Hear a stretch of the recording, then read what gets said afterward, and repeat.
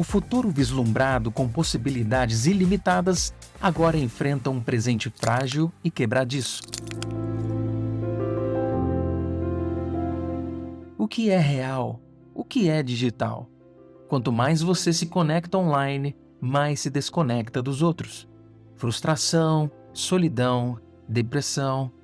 Como está a sua vida emocional?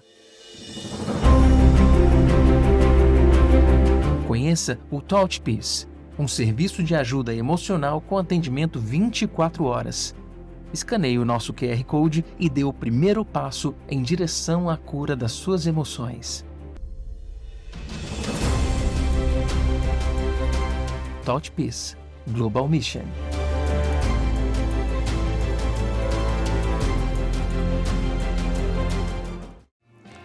Começou mais um Chá das Quatro e hoje falando de um assunto muito importante, a motivação do nosso coração.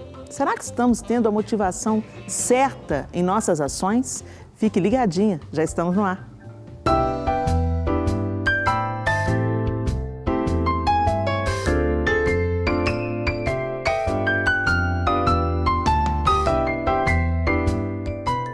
Pois é, gente, vamos conhecer as nossas apresentadoras de hoje. Hoje no estúdio a Mari Nogueira. Bem-vinda, Mari. Obrigada. E a Isa Coimbra. De novo. De novo, que coisa boa. E eu sou a Helena Tanuri. Um beijo pra vocês de novo. Pois é, gente, vamos conhecer a quarta mulher do Chá das Quatro de hoje? Fernanda Lucas Diniz tem 29 anos e é casada com o pastor Tiago Diniz. Filha de pastores, cresceu servindo na igreja em diversas áreas, mas principalmente no Ministério de Louvor. Gravou 7 músicas autorais e hoje faz parte do Lagoinha One. Formada em Direito, não atua mais na área por entender o chamado ministerial integral dentro da faculdade. Hoje, é obreira em tempo integral da Lagoinha, atuando como coordenadora da plataforma de cursos online College e também coordenadora de marketing do Instituto Cultural Fábrica de Artes. Bom ter você com a gente, Fernanda. Obrigada demais, gente. É muito bom estar aqui. Muito bom ter você com a gente. Motivação do coração. Meu Deus, é tão importante a gente falar sobre isso, né? Porque às vezes a gente se frustra muito na jornada da gente, porque o erro está na motivação do coração. Às vezes até estamos em um bom caminho, mas com a motivação do coração distorcida, errada. E isso foi muito trabalhado na minha vida na época que eu era do Diante do Trono. Era uma pergunta que a Ana Paula, que era líder do ministério, o Sérgio também, que era o maestro, o Gomes, a Zanete Rodrigues também, que cuidava da parte de intercessão e oração do grupo, sempre nós éramos questionados com eles. Qual é a motivação do seu coração? Depois o pastor Gustavo veio para pastorear o Diante do Trono e participar das nossas viagens, e era um assunto que ele sempre batia na tecla.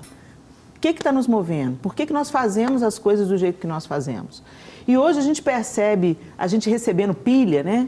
Muita gente é muito pilhado pela comparação, pela competição. A gente olha a vida do outro e fala, também quero isso, também quero ser assim. Também tem que fazer alguma coisa para não ficar para trás. E a gente já vê um coração sendo movido de um jeito equivocado. Às vezes você para de ser e viver aquilo que Deus tem para você, porque você entra numa vibe de se comparar, de competir, e você vai até numa jornada de conquista, mas com uma motivação completamente errada. E você pode até ter sucesso, e não tem nada mais miserável na vida do que você ter sucesso naquilo que Deus não tem para você, né?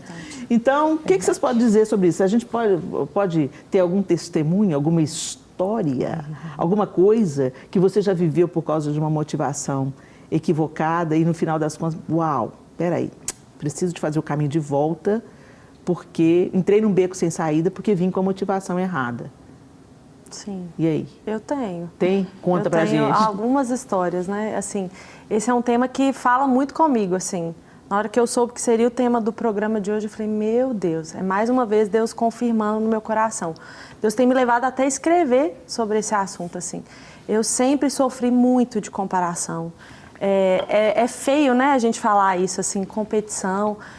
Que às vezes cai até num ponto de inveja, né? Sim, porque a gente quer botar um nome bonitinho, mas quando você se compara demais, compete demais, no fundo você está querendo ser alguém que você não é. E eu fui criada dentro de uma redoma, assim, onde eu não era muito confrontada em algumas coisas da minha vida. Então eu demorei para perceber isso. Quando eu tinha mais ou menos uns 20 anos, eu fazia parte de um grupo de louvor e eu estava dentro das pessoas favoritas daquela líder. E um dia fomos convidados para estar no principal culto da igreja. E ela não me chamou. Ela chamou todos os outros favoritos, menos eu. E eu lembro que aquilo mexeu muito comigo. Eu fiquei muito chateada. E todo mundo ao meu redor validou aquele sentimento. Não, ela está muito estranha. É pessoal isso. Nossa, porque não faz sentido ela não ter te chamado. Eu lembro de sentar na minha casa, assistir aquele culto chorando. E assim, achando completamente legítimo o que eu estava sentindo. E Deus falar claramente comigo assim, mas por que você queria estar lá? Para quem você queria estar lá? Qual que era a importância de você estar lá?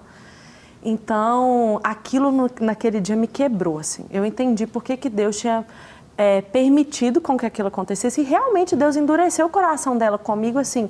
Eu fiquei uns 4 meses sendo jogada de lado. Ela não me escalava e eu não falei com ela. Eu não questionei isso para ela, por que você não me chamou para cantar lá? Logo eu. Não. Eu trabalhei isso em mim, conversei isso com os meus amigos, mas eu não tinha coragem de expor isso para ela. E Deus me quebrou quando Ele falou aquilo, porque eu percebi que realmente a minha motivação de estar lá não era para engrandecer Jesus, não era para ser uma verdadeira adoradora, é porque eu queria estar naquele principal culto, que eu queria estar com o pessoal do louvor naquele Entre os momento. tops. Queria. Sim. Hoje a gente fala isso até com uma certa vergonha, né? Porque depois que a gente passa pelas nossas experiências, vem um aprendizado, mas é uma área que a gente vai ter sempre que vigiar na nossa vida. Porque nesse contexto que a gente está inserido hoje, de muito compartilhamento da vida privada, as pessoas colocam as fotos lindas, né, nas redes sociais e vendem para você aquele momento maravilhoso da vida. Você pensa, poxa, a vida de todo mundo é linda, a minha é que tá uma bagaça, né? Você o tempo inteiro você é estimulado para comparação. E isso pode muito facilmente gerar motivações equivocadas. Por exemplo, hoje, a gente viaja muito, então eu estou com várias denominações, várias igrejas, vários contextos, de igrejas muito grandes, de igrejas bem pequenininhas, mas em todas essas igrejas hoje tem algo comum entre todas elas. Sempre tem uma mesa para a gente se assentar, ou antes da ministração ou depois da ministração. Cada igreja dentro do seu contexto faz uma mesa, prepara um lanche ou serve o jantar na própria igreja por uma questão de praticidade, de não ter que procurar restaurante depois. Então tem aquela mesa depois da pregação, por exemplo, né? E é muito comum, de repente, ter um tanto de gente ali ao redor da mesa que eu nunca vi, entendeu? Eu nunca vi, que não vi nem no culto, entendeu? Mas peraí, às vezes a igreja é pequena, dá para você ver claramente quem estava no culto e quem não está. E de repente brota um tanto de gente naquela sala e aí começa aqueles assuntos, né? E vem aqui, eu quero que você vá na minha igreja e a mesa que é para ser a mesa da comunhão vira a mesa do network. Eu não tenho nada contra network, gente. Sobre uma rede de relacionamentos visando melhoria nos negócios, não tenho nada contra isso, mas cada coisa no seu lugar. A mesa da comunhão é a mesa da comunhão. E aí você vê a motivação errada. Chamam de comunhão o que é um relacionamento utilitarista. Eu vim aqui porque fulana me chamou, porque você ia estar aqui jantando, e quem sabe eu falando com você pessoalmente, você atende a minha agenda. Entendeu? E na verdade, eu não tenho um padrão para eu escolho ir nessa igreja, não escolho ir nessa igreja. Entendeu? Não é assim que eu trabalho. Tem pessoa que trabalha assim, mas isso é problema delas. Eu trabalho de outro jeito. Então, eu tenho percebido isso, que muitas vezes essa motivação errada, ela é fomentada até no meio que não ela deveria ser combatida, ela é fomentada, né? A gente está numa era onde tudo é muito aparente, né? E aí a gente acaba achando que se as coisas estão bem externamente, é porque está dando certo e o Senhor está aprovando, né? Então o Senhor está dando aval para aquilo ali. Por quê? Porque tem muitos likes. O Senhor está concordando com aquilo ali. Por quê? Porque tem muita gente, está todo mundo concordando, está todo mundo vendo. Lotou. E eu já passei por alguns momentos assim, de algumas coisas que eu estava realizando e propondo, inclusive, para o Ministério de Louvor, na época que eu estava lá, e que não estava bombando e não estava lotando. E aí eu comecei a questionar o Senhor. Eu falei, Deus, por que tudo que eu faço aqui, tudo que eu estou propondo a fazer aqui, em oração, em jejum, as coisas não estão acontecendo? E aí Deus falou assim comigo, filha, não confunda o que as pessoas veem com a minha aprovação. Uau. Porque o que eu estou pedindo que você faça é construir fundamento. Ou seja, naquele momento, o que Deus queria que eu construísse não era para ser visto mesmo, era para baixo. Ninguém vê. Eu estava construindo alicerce. Então, Deus estava sondando a minha motivação, porque é claro que eu queria que muitas pessoas abraçassem a causa, porque eu queria que muitas pessoas fossem abençoadas. Mas o Senhor estava também sondando o meu coração e me mostrando o que Ele de fato queria fazer. Então, a gente tem que estar muito atento mesmo, porque a palavra de Deus diz que o nosso coração é enganoso. Desesperadamente corrupto. Até a minha motivação, eu posso achar que está certa e não está. Posso pensar assim, não, mas eu estou totalmente correta, a minha motivação está correta. Mas será que está mesmo? Porque o meu coração também é enganoso, ou seja, até a minha própria motivação, não sou eu que analiso, porque eu vou fazer uma autoanálise, mas eu também posso me enganar. É aquela coisa de, Deus, eu preciso que o Senhor faça uma varredura aqui, porque talvez nem eu vou conseguir enxergar se a minha motivação está errada e se eu estou perdida nesse caminho. Então, Senhor, me ajuda. Né? É tão interessante o que a Fernanda colocou, das pessoas legitimando uma coisa, uma motivação errada, né? Quanta gente chega para você para ser boca do inferno mesmo. Elas até pensam que estão ajudando, mas elas estão colocando lenha na fogueira, né? Então sempre chega alguém para falar assim, nossa, mas ela não devia ter feito isso com você. Isso é totalmente injusto, né? Ou por que fulano tá bombando e você não tá bombando? Então, assim, gente, Deus é tão lindo e Ele é tão intencional em tudo que Ele faz na nossa vida, que Ele amorosamente nos toma pela mão e Ele nos leva no pico do monte. E essa mesma mão que nos leva no topo do monte, amorosamente caminha conosco pelo vale.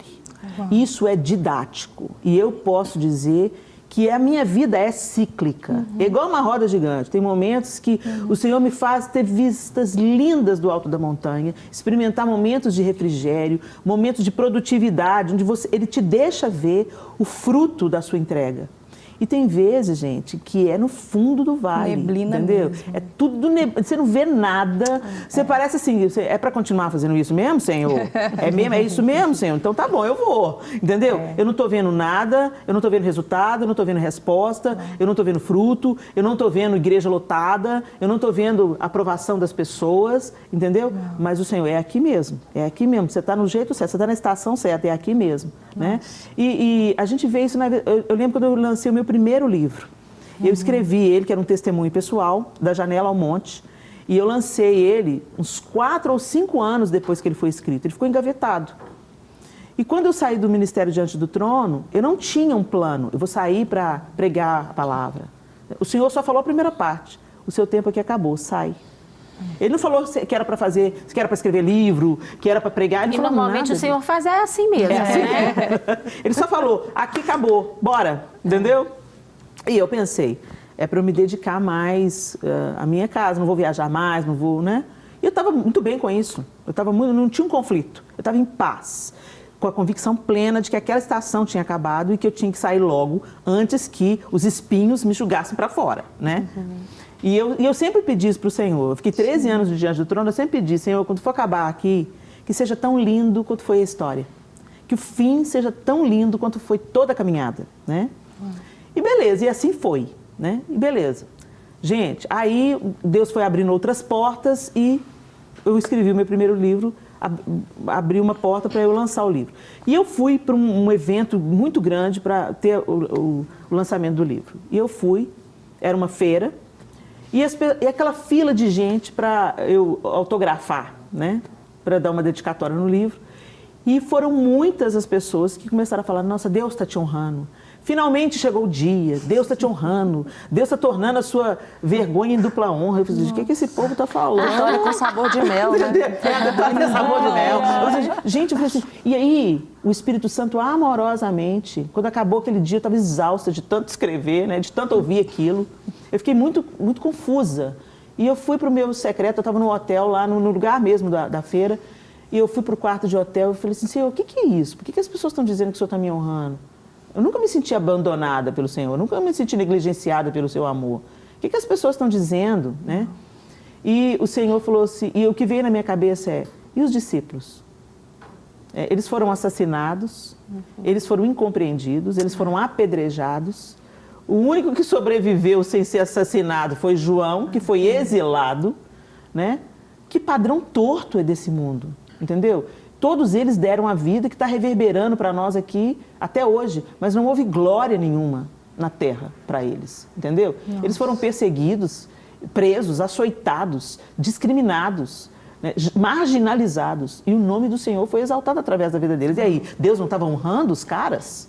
Entendeu? Então, essa ideia, essa honra distorcida, sabe? Essa bajulação que chamam de honra, essa coisa meia boca que está rolando aí. Gente, o caminho do cristianismo é um caminho de cruz. E a glória que Deus quer, a gente vai experimentar, a mão dele mesmo faz. E didaticamente, a mão dele mesmo para. Agora eu vou proteger o seu coraçãozinho.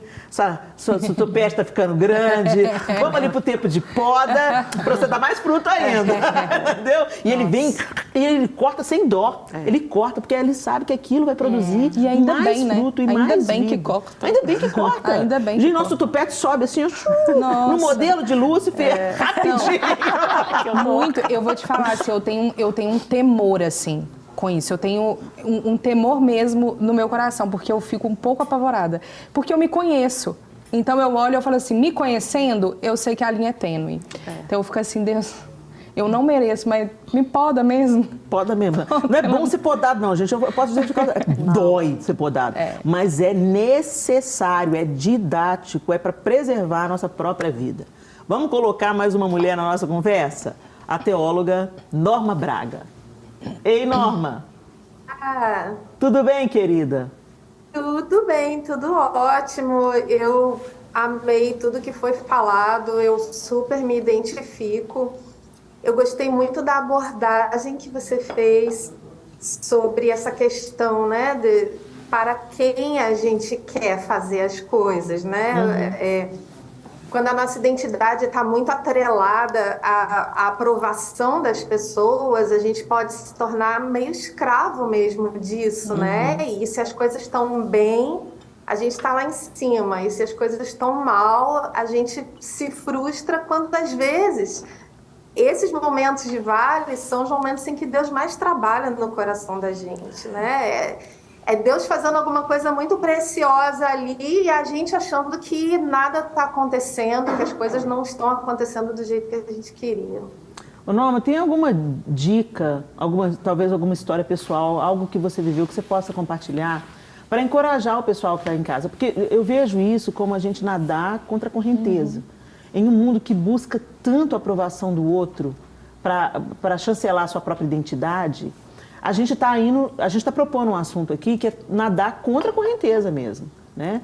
Sim. O que você pode, na sua experiência, compartilhar com quem está em casa e com a gente aqui no estúdio também, sobre algo prático, um exercício que a gente pode fazer de consciência, de pensamento, até de oração, para que a gente não entre nessa vibe e se deixe seduzir por essas motivações equivocadas que podem levar a gente realmente para um caminho de destruição. Sim, eu acredito que quando...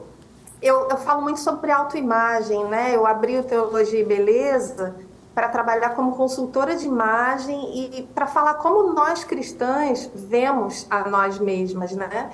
E, na verdade, isso veio depois de uma experiência pessoal muito, muito forte na minha vida, que foi... Eu já tinha escrito o meu livro em 2012, enfim, eu já estava aí produzindo e tal, mas eu nunca tinha me dado conta do quanto intimamente a minha autoimagem era baixa.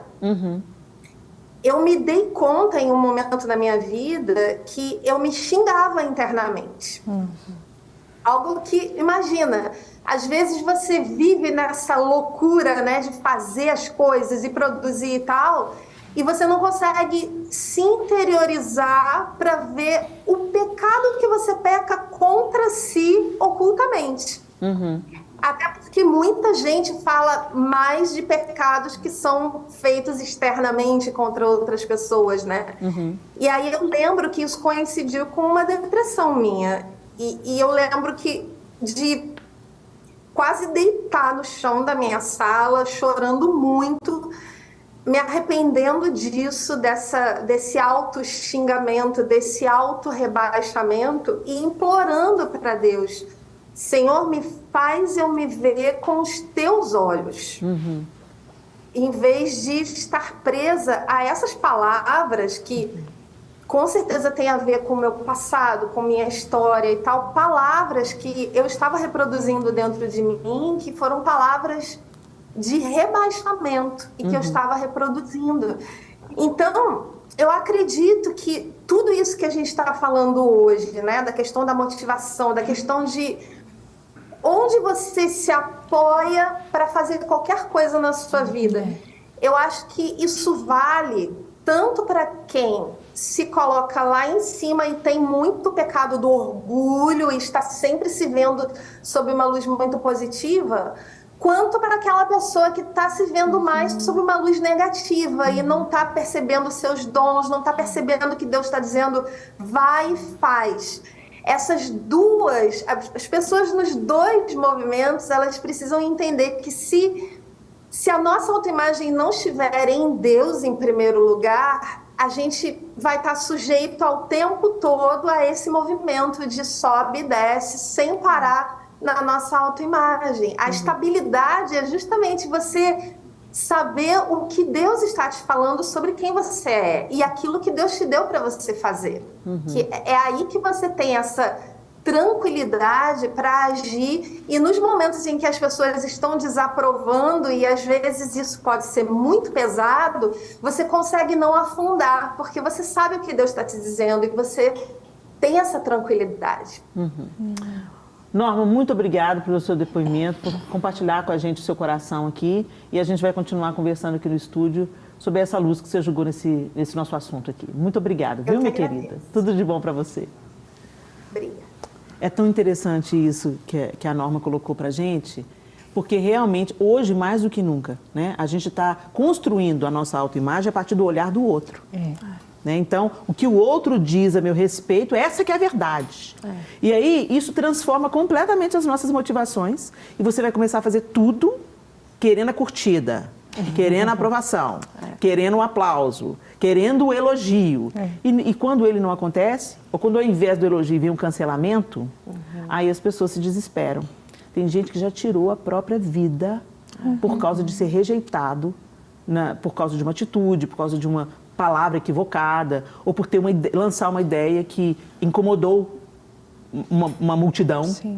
E aí, né, aí a gente olha para o modelo do próprio Jesus, né, que fazendo tudo certo, fazendo todo bem, curando, manifestando o poder de Deus, fazendo milagres e maravilhas, foi duramente rejeitado, até pelos seus, até pelos mais próximos, né? Quando Pedro nega Jesus. Então aí você tem a clareza da identidade de Jesus. O que Judas veio fazer quando beijou Jesus, Jesus fala, que vens, amigo.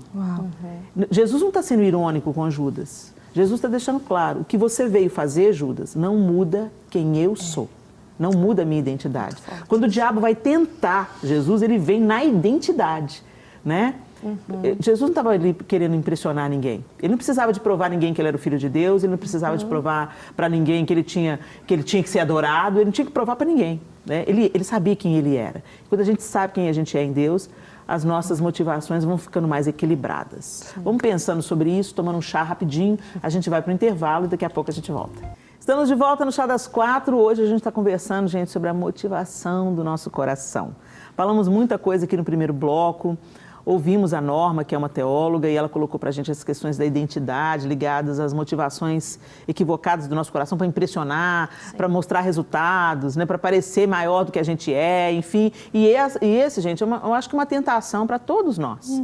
Todos nós, seres humanos, lidamos com isso no nosso cotidiano e a gente tem que buscar um equilíbrio em Deus. Ela falou uma coisa interessante, a Norma, sobre as pessoas que sempre se veem alta, né? Eu sou a última Coca-Cola do deserto, eu tenho uma autoimagem muito positiva, eu sou tal. E o outro, ó vida, ó céus, ó azar, ninguém me liga, ninguém me quer, ninguém me chama de meu amor, né? Na verdade, gente, esses dois extremos, elas são as duas faces da mesma moeda, que é o orgulho, que é eu no centro de tudo. Ou eu para me lamentar de tudo, ou eu para ser o tal, né? E as duas nos levam realmente para o buraco, né? Agora, eu queria julgar um lance aqui na nossa conversa à luz da palavra de Deus. Quando Samuel foi enviado pelo próprio Deus a Belém para ungir um novo rei sobre Israel, Deus já sabia quem seria, Davi era ungido. Mas quando Samuel entra na casa de Jessé, Jessé apresenta quem? O seu primogênito, Eliabe. E lá vem Eliabe, todo trabalhado, né? Na postura de rei. Chegou minha hora. Chegou minha hora. Olha, ele tinha postura e estatura, porque o texto fala pra gente, Samuel, profeta de Deus, olha para Eliabe. E a aparência de Eliabe impressiona Samuel. É ele mesmo. Olha, e é ele mesmo, ungido do Senhor. Estatura de rei. Com certeza, ele tinha um padrão de comparação. Saul era o rei, então tinha que ser alguém que batesse Saul. Na aparência, na imponência, na aparência de poder, né? Eliabe, eu fico imaginando, o texto fala da estatura. Então ele devia ser um cara mais alto, como Saul era. Bonitão, trabalhado na guerra. Pô, nas caras tem pinta de rei, hein? Nossa, é isso aí, o ungido do Senhor. E aí Deus fala para Samuel, não. Não vai estar sendo, não. Não vai estar sendo, não. Deus fala para ele, não atente para a aparência. Inclusive, gente, deixa eu só abrir um parênteses aqui. Tem um tanto de menina que fica usando a sainha, né? Aqui, ó, e fala assim, Deus não está interessado na minha roupa, está interessado no meu coração. Vai nessa. Gente, para de picaretagem. Vou parar de distorcer o texto bíblico para caber na sua picaretagem, tá bom? Deus está falando que o coração de Eliabe não correspondia à imagem dele. Ele tinha porte de rei, ele tinha postura de rei, ele parecia um cara nobre, mas ele não era. Porque o próprio Deus disse para Samuel, não atente para a aparência, porque eu olho o coração e eu o rejeitei. Uau. Essa palavra fala muito comigo, gente. Eu rejeitei o coração de Eliabe, porque ele parece, mas não é. Ele parece rei, ele parece nobre, ele parece ser ungido, mas ele não é, porque eu conheço o coração. Poucos capítulos para frente, você entende por que ele foi rejeitado. E vem Davi, e a fala de Eliabe transmite a raiva dele de Davi, a inveja dele de Davi. Né, gente? O problema da inveja, da disputa, gente, não é algo de agora não, tá? Hoje está bem potencializado por causa das redes sociais, mas Caim e Abel já matou um ao outro. Por que Abel matou Caim, gente? Por quê? Comparação. Por que você aceitou a oferta dele ou aceitou a minha? Entendeu? Os irmãos de José jogaram ele no poço, por quê? Comparação. Papai gosta mais dele. Entendeu? E isso sempre existiu. É da alma humana, é da queda do homem. Mas é uma coisa que a gente tem que trazer. Verdade. Sabe? Sob deixar o Espírito Santo dominar. Dominar, gente, é vir por cima e controlar. Entendeu? Tirar o efeito das motivações erradas do nosso coração. Porque elas nos enganam, elas nos levam para um caminho horrível e aí vem um mau testemunho. Você vê uma pessoa, no púlpito é uma coisa, mas na privacidade, na maneira como ela trata as pessoas que não tem nada para oferecer para elas, ela é uma pessoa grosseira, indiferente, arrogante, mas aí vem aqueles bajuladores, o apóstolo, o bispo, o pastor, a pastora Helena, e todo mundo, sabe como? Aquela bajulação. E por trás disso tudo, gente, tá a motivação errada do coração. É por isso que a gente está falando sobre isso aqui. Então, julguei a bomba. Comentem. Helena, e assim, vamos trazer para a nossa realidade, né? Há algum tempo o Senhor estava falando muito forte comigo, há alguns anos, na verdade, que a nossa motivação, às vezes, até de estar indo na igreja estava errada. Como estava me incomodando, às vezes, a gente ia para a igreja, parecia que as pessoas só queriam conversar, o culto rolando, as pessoas conversando e registra de lá, e foto para cá, e não sei o quê. Parecendo mesmo um clube social. A gente sabe que a igreja é um lugar de comunidade e essa questão mesmo das relações é extremamente importante. Nós somos irmãos e precisamos nos relacionar, né?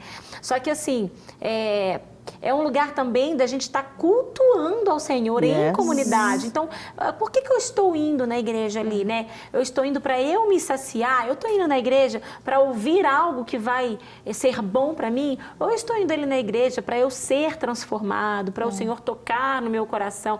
A gente vai, às vezes, na igreja só para receber a bênção, né? E isso já fala um pouquinho, sendo que culto é sacrifício, né? A gente está ali eu vou dar. prestar. Eu vou ser culto ao Senhor.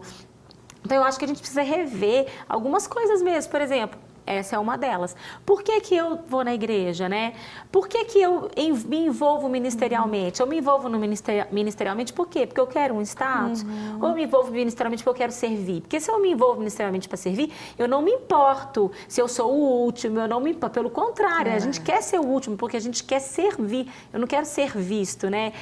Por que eu quero casar? Eu quero casar porque eu não estou aguentando ficar sozinho. Já vai dar ruim se começar desse jeito, né? Então, são os porquês. E uma coisa que eu acho muito forte nesse tema é porque normalmente, gente, tem coerência algumas coisas. Quando a gente, assim, pela nossa justiça, algumas coisas têm coerência. Não, por que eu quero? Não, porque, poxa, eu estou aqui servindo. Por que não posso receber honra? É verdade, você está servindo, mas honra a gente não pede. Honra é uma coisa que acontece, ela vem, mas eu não peço.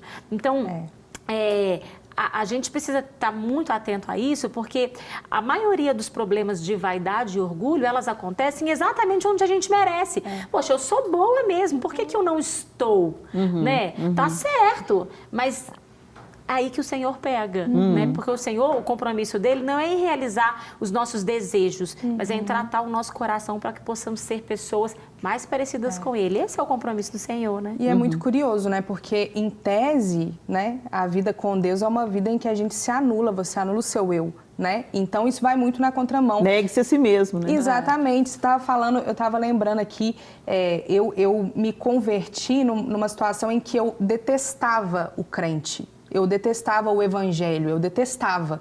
Então, assim, a única pessoa do mundo evangélico que eu conhecia era a Ana Paula.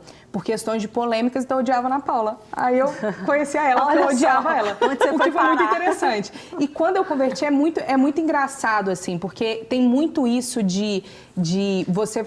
Palavras, né? Essa coisa de palavras, você vai vencer, nossa, você vai ser grande, você vai ser isso, você vai ser aquilo. E eu fechei ali um grupinho de pessoas que eu admirava muito, de púlpito mesmo, né? Nossa, não, são incríveis, descolados, maravilhosos, nossa, pessoas incríveis, mas eu odiava a Ana Paula, né?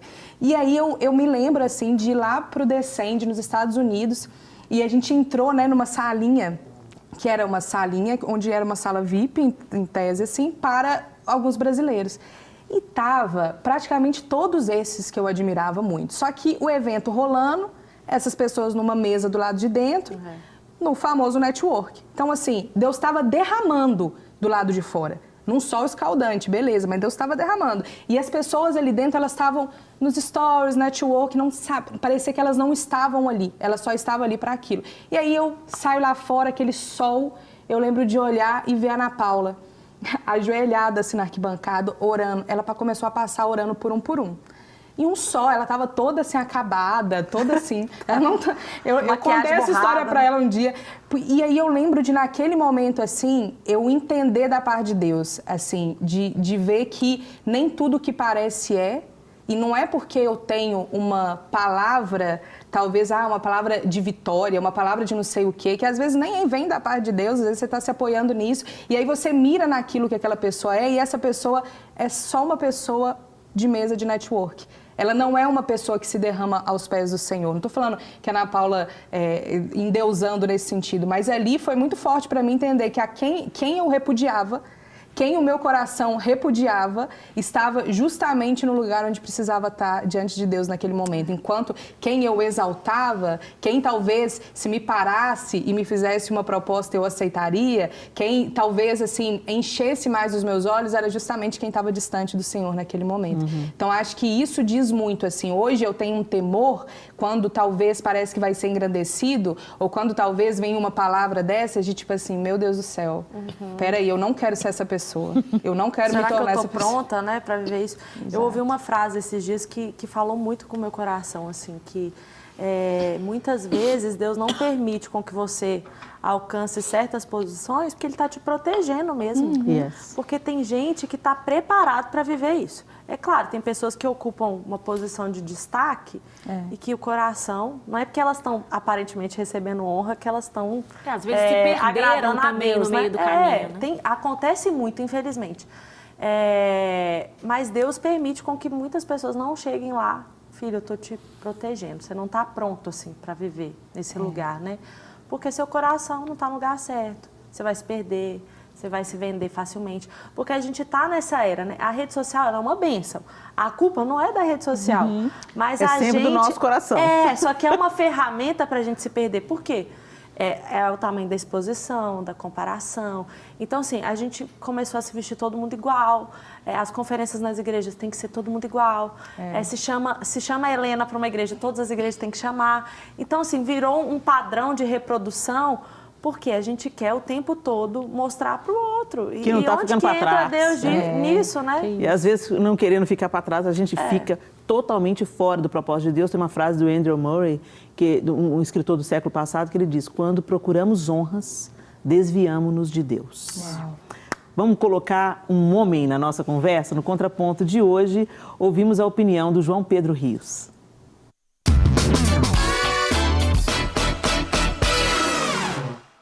E aí pessoal, tudo bem? Aqui quem fala é o João do Prisma. Eu estou muito honrado de estar aqui no programa hoje para falar sobre um tema que me é muito caro, que é a motivação do nosso coração. Obrigado por essa oportunidade, espero que vocês sejam muito abençoados por essa palavra, que hoje está baseado no capítulo 1 de Provérbios, do 20 ao diante, que diz o seguinte: grita na rua a sabedoria, nas praças levanta a voz, do alto dos muros clama, à entrada das portas e nas cidades profere as suas palavras. Até quando, ó nécios, amareis a necessidade, e vós, escarnecedores, desejareis o escárnio? E vós, loucos, aborrecereis o conhecimento? Aqui, Salomão, a quem é atribuído o provérbio de capítulo 1, ele diz algo muito interessante. Ele compara de um lado a sabedoria e de outro lado a loucura. Isso nos mostra algo muito legal, que é o seguinte, que é muito fácil se perder diante das nossas motivações se nós não prestarmos muita atenção nela. E ora, parece que a sabedoria é algo fácil de se achar, né? Porque ele diz que, ora, das portas ela grita, nas ruas ela clama, então tá fácil, é só eu ir ali na rua e caçar ela que eu vou achar. E a ideia é exatamente essa. Mais para frente ele vai dizer que aquele que busca a sabedoria a acha. Mas como nós buscamos essa sabedoria? Bom, aqui entra algo muito interessante. Lá atrás, no primeiro século, e mais atrás ainda, quando Salomão está dizendo ao seu primeiro interlocutor, ele vai falar sobre sabedoria em termos muito diferentes que nós usamos hoje. Para nós hoje, sabedoria é acumular muitas informações, ler muitos livros, mas para eles não era nada disso. Para eles, sabedoria teórica e prática é exatamente a mesma coisa. Nós, hoje, modernos, muito gregos, que separamos teoria e prática. Para eles não faz o menor sentido separar essas duas coisas.